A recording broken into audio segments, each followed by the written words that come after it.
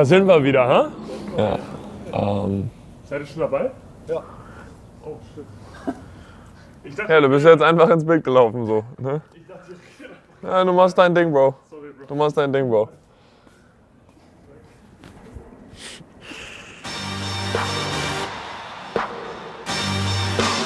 Also pünktlich, ja? Aber 3 Tage vorher hast du das erste Mal einen Adler gesehen.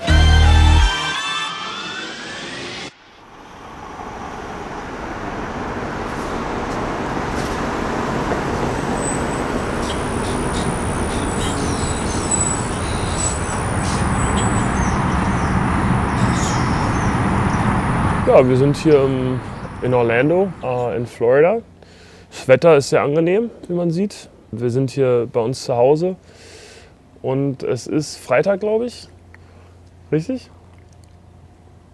Ja, und uns geht allen gut. Good morning. Ich komme ja aus Berlin, bin was ganz anderes gewohnt. Hier ist es sehr so Suburban Life, schön mit dem Auto überall 15, 20 Minuten hin. Jetzt kein richtiger Verkehr, es gibt eigentlich nicht zu viele Menschen hier, finde ich. Also es ist sehr, sehr entspannt. Und die Leute, also das ganze Jahr ist eigentlich gutes Wetter, die Sonne scheint.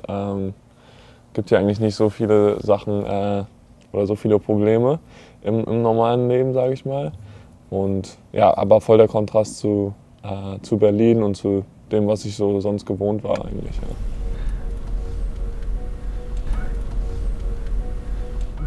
So, komm Junge, komm! Ein bisschen, leider, das ist leider. Wir sind ja nicht so öffentliche Personen.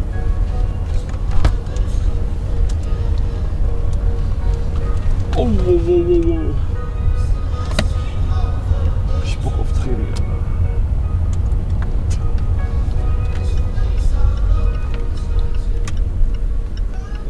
Aber wir hatten lange kein Training mehr. Franz in meinen eigenen Worten beschreiben. Der erste Mythos, den ich gerne mal aus dem Weg räumen würde, ist, dass der schüchtern ist. Der wirkt immer so schüchtern neben mir, weil ich die Klappe nicht halten kann. Aber er ist tatsächlich jemand mit einem sehr trockenen Humor, der, wenn er in den Raum kommt, erstmal observiert und dann schon eine sehr klare Meinung zu allem hat. Was ist das für ein Vogel?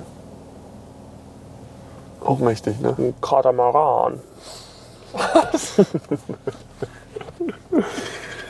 sah so pelikanmäßig aus. Moritz hat neulich zum ersten Mal einen Adler gesehen. Wow. Wir sind nicht seit 3 Du tust so, als wäre das hier irgendwie, Bruder, man sieht den jeden Tag. als wenn wir hier noch einen Adler haben. Nee, Bro. Doch, hier sind ganz viele Adler.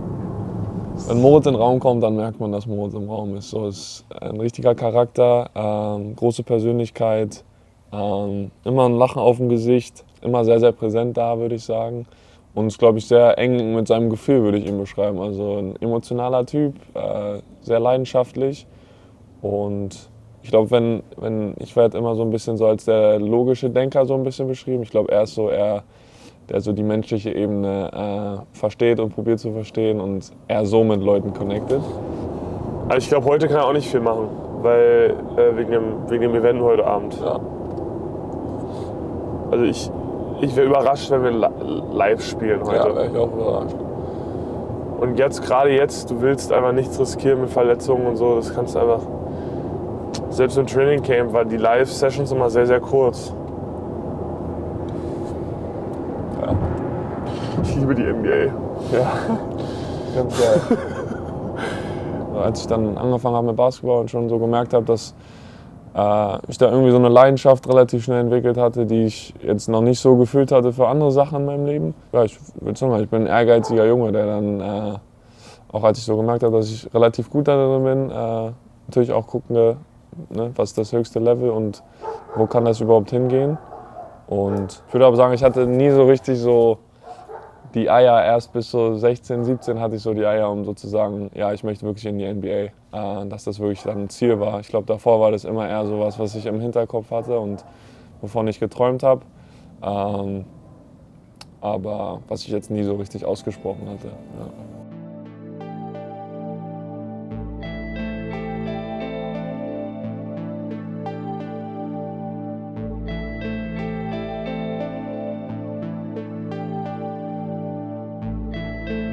Was ist denn ein heranwachsendes Leben so in der Pubertät ohne geile Ziele? Entweder es klappt, der Weg dahin führt zu was anderem, oder klappt nicht. Dann gibt es ja Eltern, die nicht sagen, habe ich dir gleich gesagt, sondern ja, ey, scheiße, machen wir was anderes oder so, ja.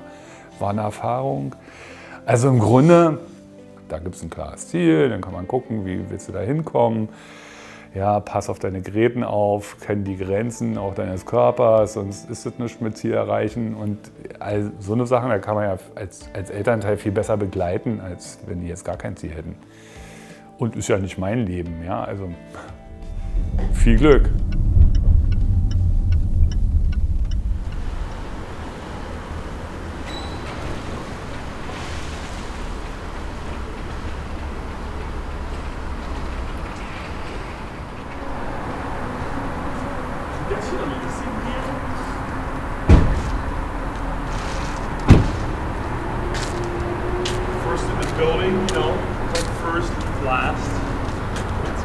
Ich wollte immer Gitarrist und Frontman von so einer Band werden. Leider reicht da mein musikalisches Talent nicht aus und eine ganz gute andere Bühne gefunden, würde ich sagen. Basketballisch natürlich. Ich wollte immer diese NBA-Traum leben, diesen amerikanischen Traum mit College, diesen Swag fand ich schon immer ziemlich geil, muss ich ehrlich sagen. Und bin sehr dankbar, dass ich jetzt fast 10 Jahre hier bin und das voll und ganz ausschöpfen konnte.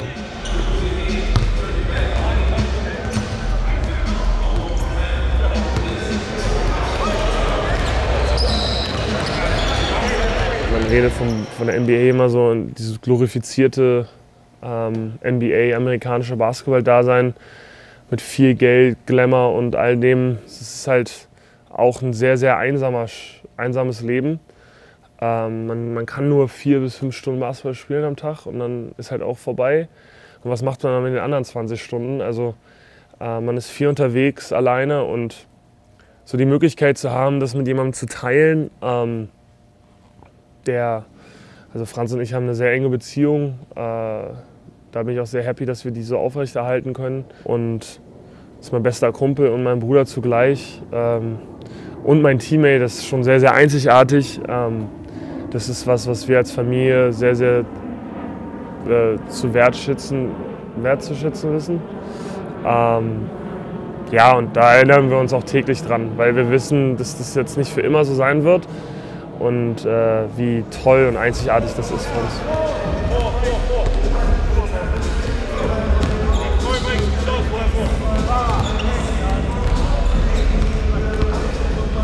Was für ein Wahnsinn, ja, was für ein Wahnsinn.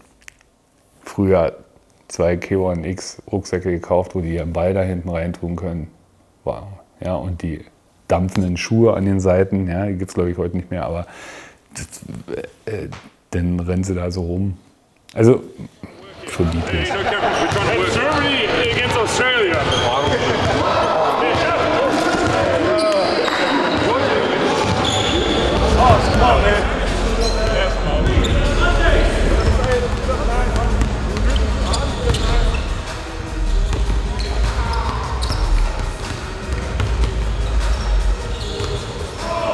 Der Brad, der hat sein Office so links über dem Korb, wo ich immer werfe.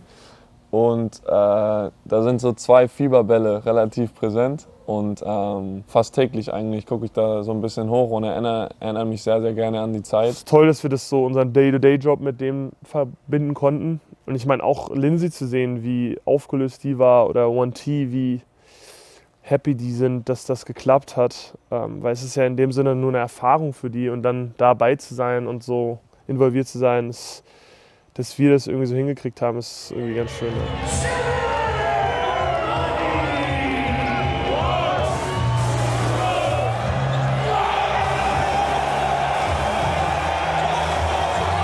Ja.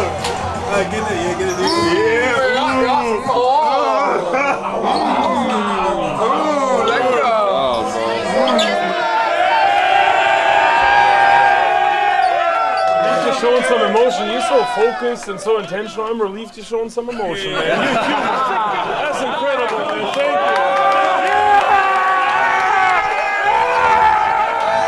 you. Ja, dann bin ich sofort auch wieder bei den Kindern, nicht nur beim sportlichen Erfolg. der absolut für sich genommen schon Wahnsinn ist, aber eben auch bei diesem Aspekt, dass die Kinder sich so, Kinder, junge Männer, ja, aber bleiben ja immer die Kinder, dass die sich so wahnsinnig freuen. Und nicht nur, dass sie sich wahnsinnig freuen, weil sie da was Besonderes geleistet haben, sondern dass sie sich auch wahnsinnig freuen, dass ihre Kumpels, ihre Mannschaftskollegen sich so wahnsinnig freuen. Also, das ist also viel mehr wert als die Goldmedaille, finde ich. Also, dass man sich über die Freude des anderen freut.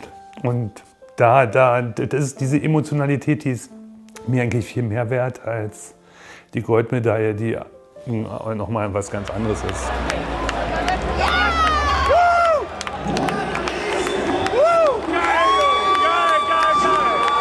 Ich habe davon geträumt, vielleicht im Nazio-Trikot zu spielen, so, aber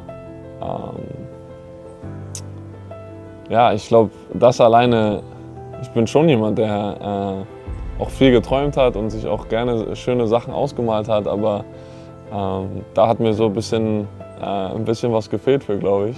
Ich habe mich nicht so krass über die Goldmedaille gefreut, so wie über dieses Gefühl, was wir hatten als Gruppe und wie ich mich auch dabei gefühlt habe, Teil von sowas zu sein. Ich meine, das war das eigentliche Coole an der Sache. Ne? Es ist natürlich cool, dass es von außen auch so eine Wertschätzung kriegt und dass wir für immer Weltmeister sind, so, das ist auch geil, aber das ist nur so, glaube ich, so das i-Tüpfelchen so ein bisschen.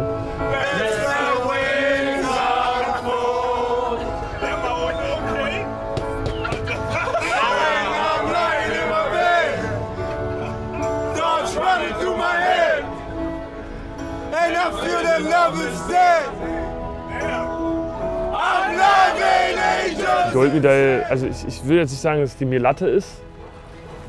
Ich dachte immer so, das wäre irgendwie cooler, mich Weltmeister zu nennen oder so, als es ist. Also ich muss ganz ehrlich sagen, was mich viel mehr berührt, ist zu hören, dass Vereine wachsen und dass Kinder Basketball spielen und dass Basketball wächst. Und wenn ich mich erinnere, wie Thiemann geguckt hat und gesagt hat, nee, wir können doch nicht, also wir sind mit 7 oben mit 3 Sekunden und er sagt, wir können doch nicht aufs Feld, weil es ist noch nicht vorbei. Und ich so, Digga, willst du mich verarschen? Also wer hat noch schon mal in einem Wurf 7 Punkte gemacht? Es ist vorbei, Digga, du kannst dich freuen. Also so Emotionen zu sehen, auch, also für mich auch, was das mit Dennis gemacht hat, der ist ja auch viel abgefallen, so emotional. Und jeder Einzelne hat so seine Story da. Das verbindet schon, ne? Das ist schon krass. Ich glaube, das kann uns keiner wirklich nehmen.